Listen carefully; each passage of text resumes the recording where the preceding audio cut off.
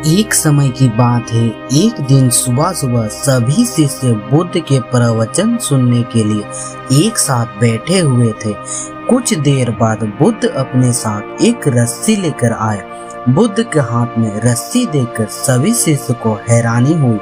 बुद्ध अपने आसन पर बैठे और उन्होंने रस्सी में एक के बाद एक 3 गांठ बांध दी। इसके बाद उन्होंने शिष्य से पूछा कि क्या ये वही रस्सी है जो गांठ बांधने से पहले थी। इस प्रश्न के जवाब में एक शिष्य ने कहा कि तथागत, इसका उत्तर थोड़ा मुश्किल है। ये हमारे देखने पर निर्भर करता है।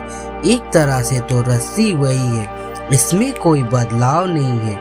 एक अन्य शिष्य ने कहा, अब इसमें 3 गांठें लगी हुई है जो कि पहले रस्सी में नहीं थी।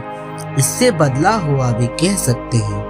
कुछ शिष्यों ने कहा कि वास्तव में मूल रूप से रस्सी वही है, लेकिन बदली हुई दिखी है, लेकिन इसका मूल स्वरूप बदला नहीं है। शिष्यों की बात सुनकर बुद्ध ने कहा कि आप सभी सही बोल रहे हो, अब मैं इन गांठों को खोल देता हूँ। ये बोलकर बुद्ध रस्सी के दोनों सिरों को खींचने लगे।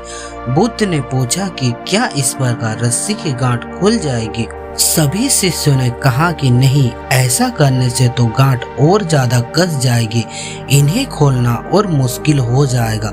बुद्ध ने कहा कि ठीक है, अब एक अंतिम प्रश्न, इन गांठों को खोलने के लिए हमें क्या करना होगा। शिष्यों ने कहा कि हमें इन गांठों को ध्यान से देखना होगा, जिससे हम जान सके कि इन्हें कैसे लगाया गया है।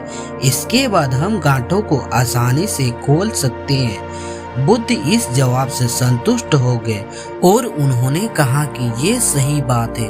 हम परेशानियों में फंसे रहते हैं और बिना कारण जाने ही उनका हल खोजने लगते हैं। जब समस्याओं की वजह समझ आ जाएगी तो उन्हें सुलझाना बहुत ही आसान हो सकता है। इस कहानी से यह सीख मिलती है कि अगर हम कोई परेशानी में फंसे हुए हैं और उसका हल चाहते हैं तो सबसे पहले हमें उस परेशानी को जांच परखना होगा।